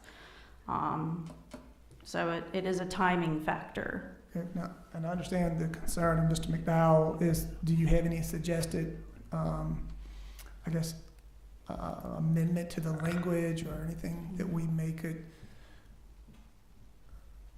If it was emergency fund, I'd have a problem with that, but, I'm not gonna say this administration is gonna do it, but it's just like, I'm giving you a blank check to do whatever you want to with it, without board approval. And the past administration done this, so we're trying to stop this. So, light bill, stuff like that, that stuff, it doesn't go on this guy. A bill is a bill. So I think Mr. McDowell made his motion, so I would second that. And I think we already had a second with Mr. Camp. did. Yes. Didn't we have a second before we started discussion? I'm pretty sure, didn't we have? No, yes, yeah, Yeah. yeah, we did. Yeah, 'cause We did, yeah. before we entered discussion. So we could have discussion, yes. Yeah, yes, sir. So, On the original motion, but not on the amendment. okay, I'm sorry, can you please restate the amended motion? The amendment is to, take out the last, where it says review and get pre-approval from the school board. Section C.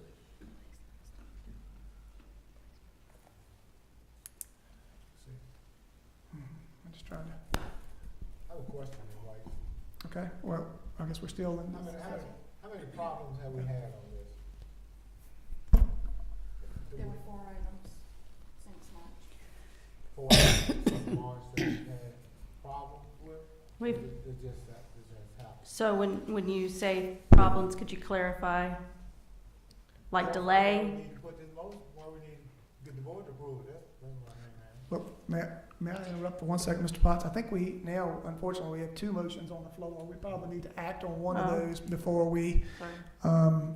so I guess someone could withdraw the first motion What was that was seconded, the first motion? because then we have a second motion that's been approved, and we're discussing both. So just as, I guess, a point of clarity, which do we want to, Mr. McGalley, both your motions, I know you're just amending them, but for the sake of clarity, can we withdraw one of those motions and? Yes. All right, so for the sake of expediency, if everyone agrees to remove the original motions, the, McDowell's supposed to be out. Do you want to withdraw those and let Ms. Schott will state a motion, and if we can get us, okay? Section C, we're gonna remove that. So we're going with your second motion. Do you want to restate that second motion? And then And the Ms. Schott will second second? motion is to add in where it says need to review and get pre-approval from the board. Okay. That needs to be inserted. And Ms. Schott, if I understand correctly, that's what you have approved. I mean, you seconded, I'm sorry. And so now we only have 1 motion on the floor that's been seconded. Mr. Potts, I know you had some discussion. The question I have, have we already set this up, you get X amount of dollars that we're gonna be spending on something that's gotta come before us before it gets spent? So there was no official documentation stating that that was forever. The wording was until a new finance director is hired. So I am presenting the regulation because I am now here to remain with the thresholds, and it's under my discretion that this is being done appropriately. We're following all guidelines and rules stated by the Code of Virginia, and we have more scrutiny in our language than even the state does. So I'm submitting it that you would trust me to do this job. My second question, thank you. So I'm hearing that there's 4 things that have taken place in the past, administrations or somebody that did something we're supposed to do? And I'm not aware of that because I'm, No, this is not you. gotcha. This is over right here. Gotcha. That's what I'm asking. So what are those 4 discrepancies that you're talking about? so there was a purchase of a bus back in March or April or so. The PO for that was submitted before the policy was implemented, so that was a bill that was paid, so the approval wasn't applicable for that. We had purchases of about $400,000 worth of laptops, Chromebooks, it was probably Chromebooks or something, it was some Dell computers, whatever, that we were told the PO was done before that approval was put in. We have the 3 vehicles on this month's, that's $107,000 or something like that. PO was done after we hired a new finance director. So technically, none of these required approval by the school board, which means from March until now, we have not had a single purchase that we had to approve that was greater than $25,000. I don't remember what the 4th one was. Okay, so So the one that actually stands out there is gonna be only the one for 107. Because the other two were already grandfathered in, for lack of a better term, because we didn't have a policy to deal with that. Correct, but the 107 was done after this policy expired because we approved it in March to say greater than 25,000 has to be approved by the board until we have a finance director. Then we had a finance director, then they ordered the vehicles. So technically, no approval is required there either. So nothing has been done wrong or incorrectly. The intent, I think, and Mr. McDowell can clarify if I state this wrong, we have a lot of expenditures coming up with the new schools. We're trying to get security services, we're trying to do all of the improvements to the elementary schools. So we've got a lot of expenses coming up, and we're just trying to make sure we have a tight control over large purchases and make sure that we're aware of them. That's my interpretation of the request. Are we still in the discussion? Yes, sir. Mr. Evans? Well, I think we need to let the director of finance do her job. I think that was an issue before we hired a director of finance. That's why we took and implemented the other policy. And I remember that we said that once we get a director in place, then we come back and we'll look at it. Well, we have a director in place, and this is who we hired to put our trust in. We have always been in code compliance, and we're still in code of compliance. So my vote is to accept it as is. I think that we need to show good faith and show our trust in the director who we hired. And Ms. Hicks? Yeah, I agree with that, and I don't think there'd be, for me, any benefit to seeing the quotation package. I wouldn't have enough information to make any decisions, and you guys already have a lot of the background, and you've been in it.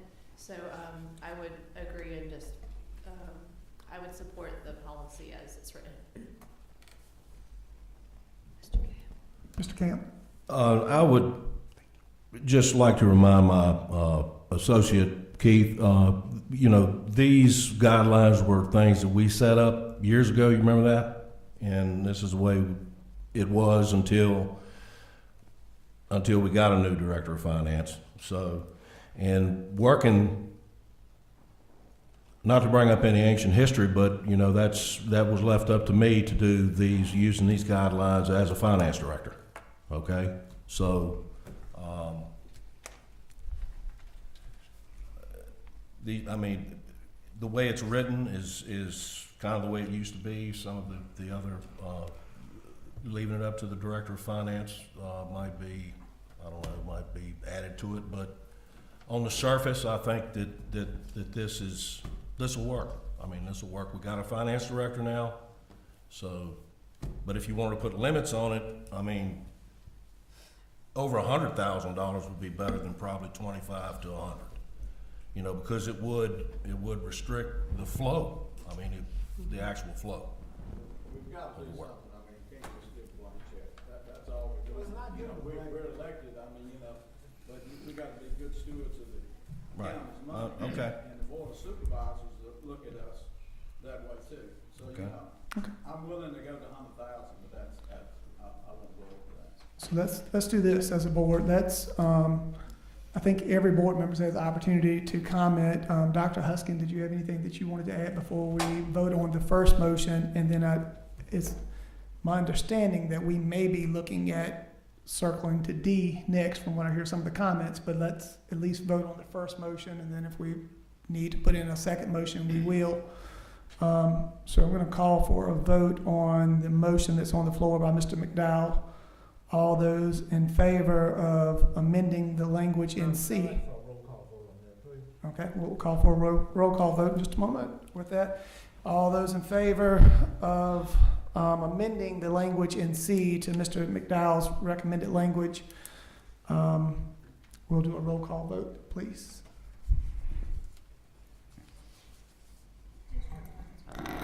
No.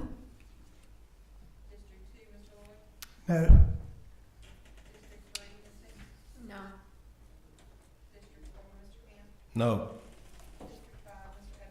No. No.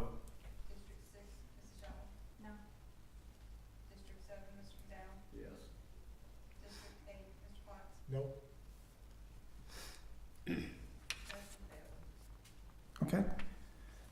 Thank you. Now, I did have Mr. Kemp hint at maybe making a second motion. Did you wish to make any motion, Mr. Kemp, or was I misunderstanding your intent? I was just pointing it out that I was just making an observation. That's Okay. all I was doing. Okay. So no motion on the floor? No. Okay. Do you wish to make a motion, or do we wish to? I think it's a good compromise, so I'll go ahead and make that motion to amend D, anything over, purchases over $100,000, require pre-approval by the board. 100,000 and whatnot. Okay. Do we have a second for the motion by Ms. Shotwell? Okay, we have a motion on the floor to amend D to purchases greater than $100,001 require board approval. Any discussion on that motion? Can I say something, Mr. Chairman? Yes, sir. Ms. Camp? There is a ongoing process right now with the Finance Committee review that Ms. Shotwell and I have been sitting in on this quarter, because each of us on this board are going to be serving. Two of us are going to serve. Two different board members are going to serve each quarter. Okay, we just got to serve the first quarter. All right.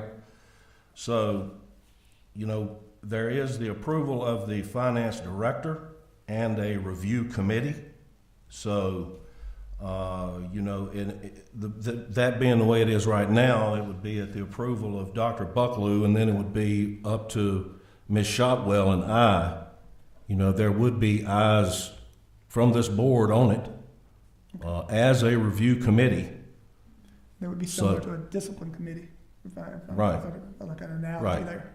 Okay. So, I'm just pointing that out. So, okay, so And just to kind of add to that, those type of things, you all generally are part of anyway. Things like the security things and those large items, you all generally have to approve because they are large ticket items. Anyway. May I ask Dr. Bucklew a question? Similar question as under C.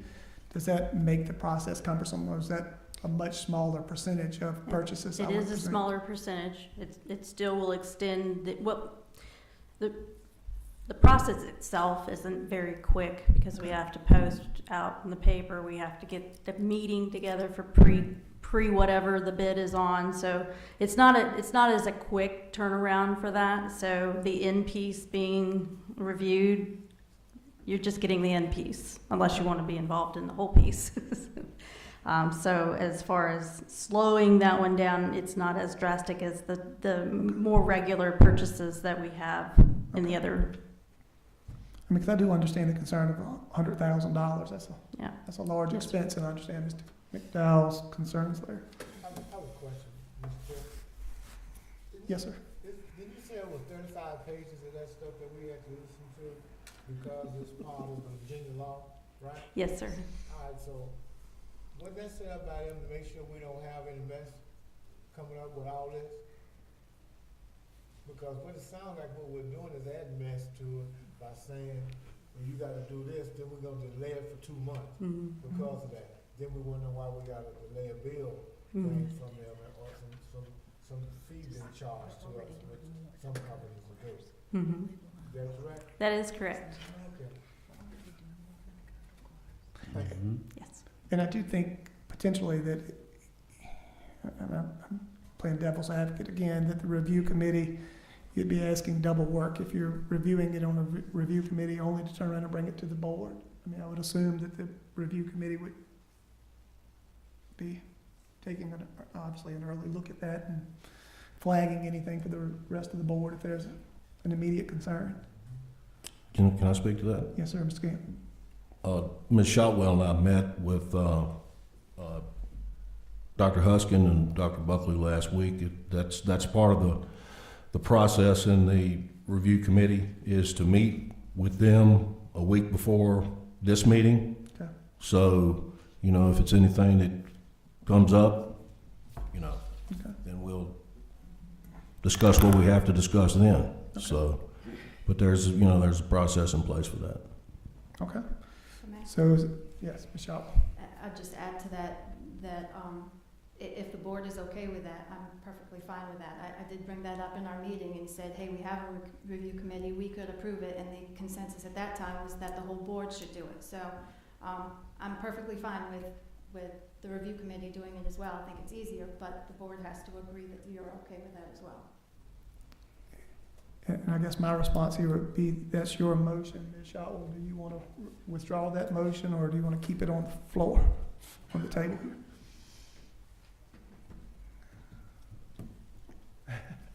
Is the board okay with a review committee, the finance committee, approving these? If we get some nods, I'll just take that motion off the board and we'll approve it as is. All right. Got enough? All right, I'll remove the motion then. So the new motion on the board is to approve the recommended regulation as provided by Dr. Buckley. Okay, do we have a second to that motion? I second that. We've had a lot of lengthy discussion already, but I'll open it up for discussion one more time. Any discussion whatsoever? Okay, not, we'll ask for a roll call vote, please. So we're leaving this as it is? Yes. Yes. Yes. Yes. Yes. Yes.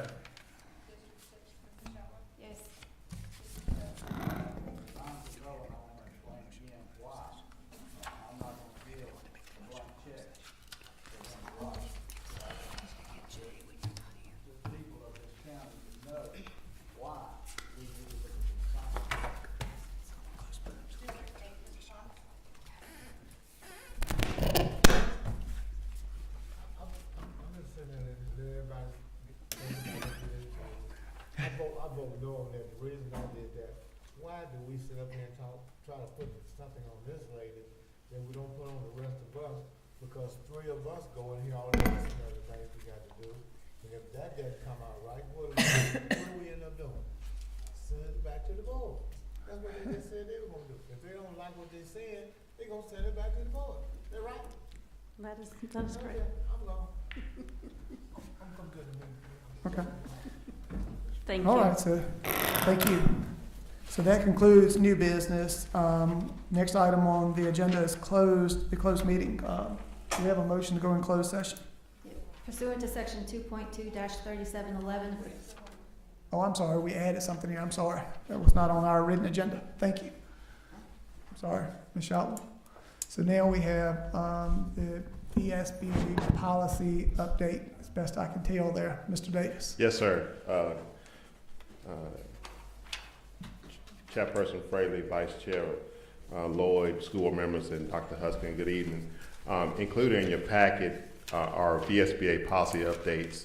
I call your attention to file IIA, instructional materials, and IIAB, supplementary materials selection and adoption. If you look at both of these policies, the underline is what has been added to these policies. And of course, strike those that are being removed. This is the first read, no action tonight, just for your information right now. And then what will happen, December we'll come out with the final version as well as the procedures or regulations. This is a response to Senate Bill 656, requires that school boards shall no later than January the 1st, 2023, adopt policies consistent with the model policies concerning instructional materials with sexually explicit content by the Virginia Department of Education. So again, this is just first read, and then we will come back in December with the final regulation, policy update, and then the regulations for these procedures. Mr. Davis, I'm sorry, is that in our packet? I don't see that in our packet. Is that? Did they get their policy?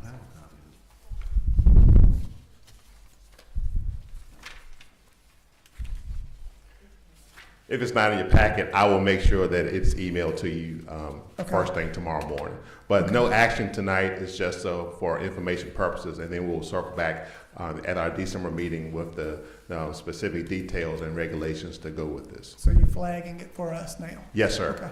Yes, Thank you, sir. Mr. Davis. All right, thank you. Thank you. Okay, that was it. I think that concludes new business. Okay. All right, can we get a motion to go into closed session? Yeah, pursuant to section 2.2-3711 of the Code of Virginia, I move that the board convene a closed meeting for the purpose of considering the following specific matters. Personnel, the appointment, resignation, and salaries of specific division employees as authorized by section 2.2-3711.1 of the Code of Virginia. Disciplining specific students of the school division as authorized by section 2.2-3711.2 of the Code of Virginia. And school security, discussion of plans related to the security of any government facility, building, or structure, or the safety of persons using such facility, building, or structure, as authorized by section 2.2-3711.19 of the Code of Virginia. Okay, so we have a motion to go into closed session. Do we have a second? Second. Okay, thank you, Mr. Camp. All right, all those in favor of going into closed session, please say aye. Aye. Any opposed? All right, we are now in closed session. I think everybody's opposed. Yeah.